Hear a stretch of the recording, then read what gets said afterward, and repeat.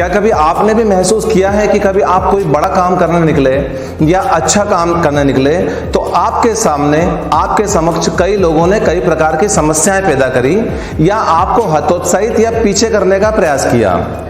तो यकीन मानिए कि आप ऐसे अकेले इंसान इस संसार में नहीं हैं। हर वो व्यक्ति जिसने बड़ा काम करने की कोशिश करी, अच्छा काम करने की कोशिश करी, कुछ नया कार्य करने का कोशिश करी, उसे मानसिक रूप से परेशान करना और उसे पीछे करने के लिए कई प्रयास किए गए। और ये बात गोस्वामी तुलसीदास जी ने बहुत ही बढ़िया ढंग से, बहुत ही अच्छे ढंग से रामचरितमानस के बालकांड में बताई है, जिसे आज के हम इस वीडियो में चर्चा करेंगे।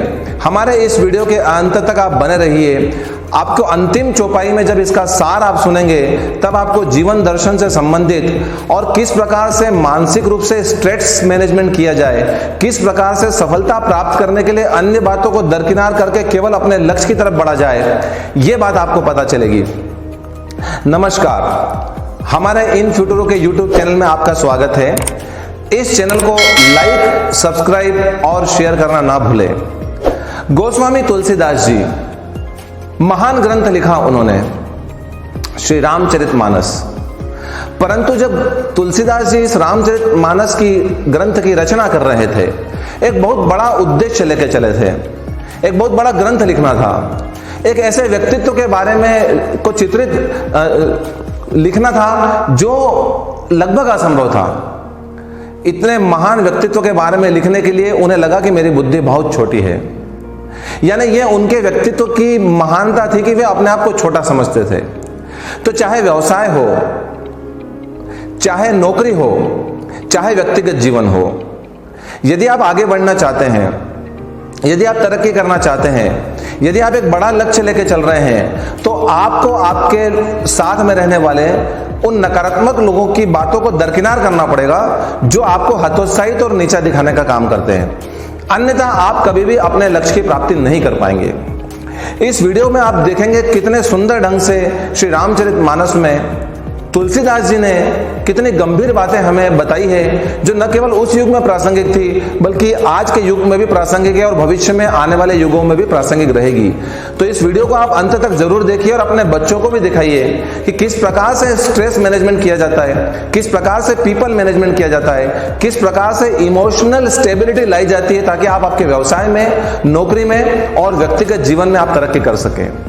गोस्वामी तुलसीदास जी ग्रंथ की रचना करने के पूर्व ही बालकांड में लिखते हैं कि मति अति नीच, ऊंची रुचि आछी, चाहिए अमीय जग जुरई न छाछी, क्षमहि सजन मोर डिठाई, सुनहि बाल वचन मन लाई। तुलसीदास जी कहते हैं, गंभीरता से सुनिएगा, तुलसीदास जी कहते हैं कि मेरी जो बुद्धि है, मेरा जो सोचना है, मेरी जो समझ है, वो उतनी बहुत ऊंची नहीं है, बहुत छोटी है। मतलब वे अपने आप को बहुत बड़ा महान नहीं बताते। जब कभी भी आप किसी कार्य को करने निकलते हैं तो अपने आप को कभी बहुत बड़ा या महान मत बताइए। आप ये मत समझिए कि आप सबसे बड़े हैं और आप ही इस काम को कर सकते हैं। तुलसीदास जी ने कहा कि मेरी मति तो बहुत छोटी है और मैं इन सबको लिखने के काबिल नहीं हूं, और कितना भी कोशिश कर लूं मैं, छाछ को जोड़ा नहीं जा सकता। तो ये मुझे पता है कि मेरी बुद्धि छोटी है, परंतु मुझे ये भी पता है कि सज्जन लोग मेरी गलतियों को क्षमा करेंगे और दुर्जन लोग जो है मेरी हंसी उड़ाएंगे। जैसे बालक के वचन को सुनकर माता पिता हर्षित होते हैं, वैसे सज्जन मेरे इन वचनों को सुनकर और मेरे बाल वचनों को सुनकर हंसी नहीं उड़ाएंगे। यानी जब जब भी आप जीवन में तरक्की करेंगे, अच्छा काम करेंगे, तो जिन लोगों को आपके काम की समझ है, जो आपके लक्ष्य को जानते हैं, वे हमेशा आपकी तारीफ करेंगे और आपका सपोर्ट करेंगे। जिन लोगों को आपका उद्देश्य नहीं पता, जो यही नहीं जानते कि आप क्या कर रहे हैं, वे हमेशा आपको नीचा दिखाने का प्रयास करेंगे। और यही बात गोस्वामी तुलसीदास जी ने रामायण में बड़े सुंदर ढंग से हमें बताने की कोशिश करी है, स्वयं पर लेकर। आगे तुलसीदास जी कहते हैं, जे बालक कह तोतरी बाता, सुनहि मुदित मन पितु अरु माता, हंसहि क्रूर कुटिल कुविचारी, जे पर दूषण भूषणधारी। बहुत सुंदर ढंग से वो मानसिक स्थिति की व्याख्या करते हैं तुलसीदास जी। वो कहते हैं कि जैसे एक बालक तोतली भाषा को बोलता है, उसे नहीं पता वो क्या बोल रहा है, परंतु प्रयास करता है। यह तुलसीदास जी का दूसरा संदेश है। प्रयास हमें जीवन में हमेशा करते रहना चाहिए। लक्ष्य बड़ा हो या छोटा, प्रयास जरूर कीजिए। उस प्रयास में आप यह मत देखिए कि आप लड़खड़ा रहे हैं, गिर रहे हैं, पड़ रहे हैं, सामने गड्ढे हैं, परंतु प्रयास जरूर कीजिए। और वही प्रयास गोस्वामी तुलसीदास जी कहते हैं कि मैंने किया, मैं कर रहा हूं। जैसे बालक तोतली भाषा बोलता है, परंतु उसके माता पिता हर्षित होते हैं। वो देखते हैं मेरा बालक बोलने लगा, कुछ तो बोला, तोतली भाषा में बोला, परंतु बोला। तो जिस प्रकार तोतली भाषा को सुनकर माता पिता हर्षित होते हैं, उसी प्रकार आपके गिरते पड़ते संघर्ष करते प्रयासों को आपके हितैषी देख के हमेशा प्रसन्न होंगे। जो आपके संघर्ष को जानते हैं वो सदैव आपके प्रति प्रसन्नता का भाव व्यक्त करेंगे कि कुछ तो कर रहा है ये। अकर्मण्य बनने से कर्मण्य बनना अच्छा है, यह हमें गोस्वामी तुलसीदास जी ने कहा। चाहे व्यवसाय हो, चाहे नौकरी हो, चाहे व्यक्तिगत जीवन हो। तो तुलसीदास जी कहते हैं जैसे बालक की तोतली भाषा को सुनकर माता पिता खुश होते हैं, परंतु वैसे ही आपके अच्छे काम को देखकर सज्जन तो खुश होंगे, परंतु जो क्रूर हैं, कुटिल हैं और कुविचारी हैं, जो दूसरों का बुरा देखकर ही खुश होते हैं, वे कभी प्रसन्न नहीं होंगे। तो आप ऐसे लोगों की बातों का ध्यान मत दीजिए। ऐसे नेगेटिविटी और नकारात्मकता से आप दूर रहिए। ऐसे नकारात्मक विचारों से भी, बातों से भी और लोगों से आप दूर रहिए। तो आपका व्यवसायिक व्यक्तिगत जीवन सदैव प्रसन्नता पूर्वक रहेगा और आप आपके लक्ष्य की प्राप्ति कर पाएंगे। आगे गोस्वामी तुलसीदास जी, ये सब तुलसीदास जी रामायण लिखते समय कह रहे हैं, क्योंकि तुलसीदास जी को मालूम था कि मैं अच्छा काम कर रहा हूं, ऊंचा काम कर रहा हूं, परंतु इस संसार में आज भी और आने वाले युगों युगों तक ऐसे लोग रहेंगे जो रामायण पर भी हंस सकते हैं, रामचरितमानस पर भी हंस सकते हैं। तो तुलसीदास जी कहते हैं कि आप अपने अच्छे कामों से कभी पीछे मत हटिए। अपना सर्वश्रेष्ठ प्रदर्शन हमेशा कीजिए, चाहे व्यवसायिक जीवन हो, चाहे व्यक्तिगत जीवन हो, चाहे आपकी नौकरी हो या पेशा हो। आगे तुलसीदास जी कहते हैं बड़ी खूबसूरत बात, निज कबित के ही लाग ननिका, सरस होहु अथवा अति पीका, जे पर बनिति सुना हर शाही, ते बर पुरुष बहुत जग नाही। तुलसीदास जी कहते हैं कि अपनी कविता तो सबको प्यारी लगती है। अब वो कविता चाहे मधुर हो, चाहे कटु हो, अच्छे से कही गई हो या ना कही गई हो, कविता अपनी सबको अच्छी लगती है, चाहे कैसी हो, अच्छी हो, मीठी हो, सुरस हो या फीकी हो। वैसे ही संसार में कई प्रकार के ऐसे लोग होते हैं जो वो सोचते हैं कि जो वो सोच रहे हैं वही सही है, आप जो सोच रहे हैं और कर रहे हैं वो गलत है, और दूसरों का अहित देखकर खुश होते हैं। ऐसे लोग संसार में आपको बहुत मिलेंगे, ऐसा गोस्वामी तुलसीदास जी ने कहा है। ऐसी बातों पर और ऐसी परिस्थितियों पर कभी भी ध्यान मत दीजिए, अपने लक्ष्य पे चलते रहिए, क्योंकि ऐसे व्यक्ति संसार में बहुत अधिक आपको मिलेंगे जो आपके कामों को देखकर खुश होंगे, आपकी तरक्की को और आपकी सफलता को देख के खुश होंगे। तो आप उम्मीद में मत रखिए, अपने सर्वश्रेष्ठ प्रदर्शन को हमेशा जारी रखिए। और यही तुलसीदास जी ने भी कहा है कि मैं मेरा सर्वश्रेष्ठ इस रामचरितमानस में लिख रहा हूं। हो सकता है किसी को पसंद आए और हो सकता है किसी को पसंद ना आए। तो तुलसीदास जी ने बोला है मैं इन सब बातों को ध्यान नहीं देकर भी मैं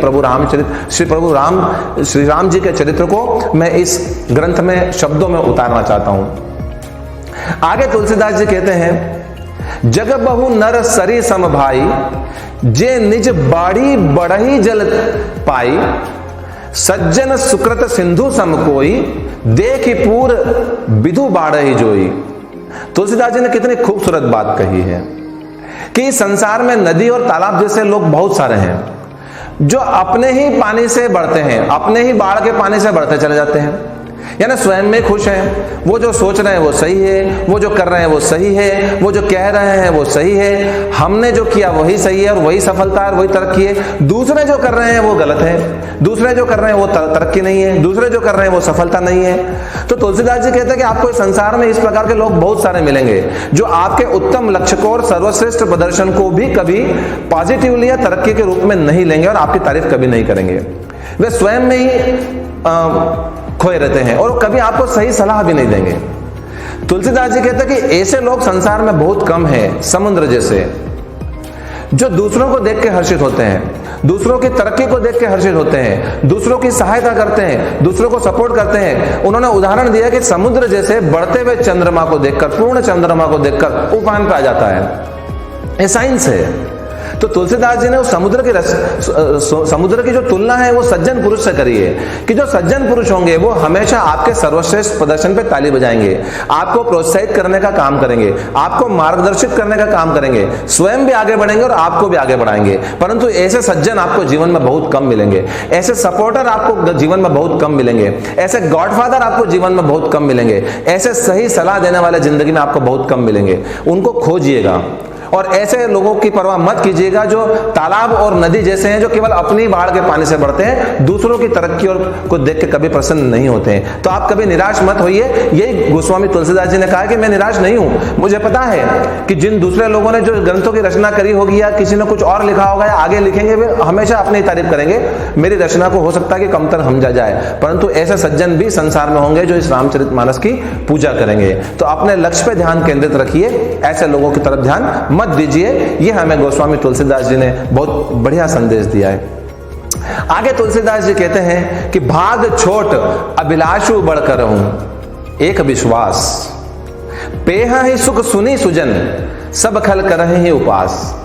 कि मेरे भाग्य बहुत छोटे हैं, कभी अपने आप को बहुत बड़ा मत बताइए। ये तुलसीदास जी की महानता थी, अपने आप को बहुत छोटा आदमी बता रहे हैं। इतने बड़े ग्रंथ की रचना करने के बाद में भी वो कहते हैं कि मेरा भाग्य बहुत छोटा है। हमेशा अपने को छोटा मानिए, हमेशा अपने को एक योद्धा की तरफ लीजिए कि मैं इस जिंदगी के युद्ध के मैदान में हूं और मुझे अपना सर्वश्रेष्ठ प्रदर्शन करना है। जब घमंड हो जाता है, जब अभिमान हो जाता है, तो आदमी सफलता से कोसों दूर हो जाता है।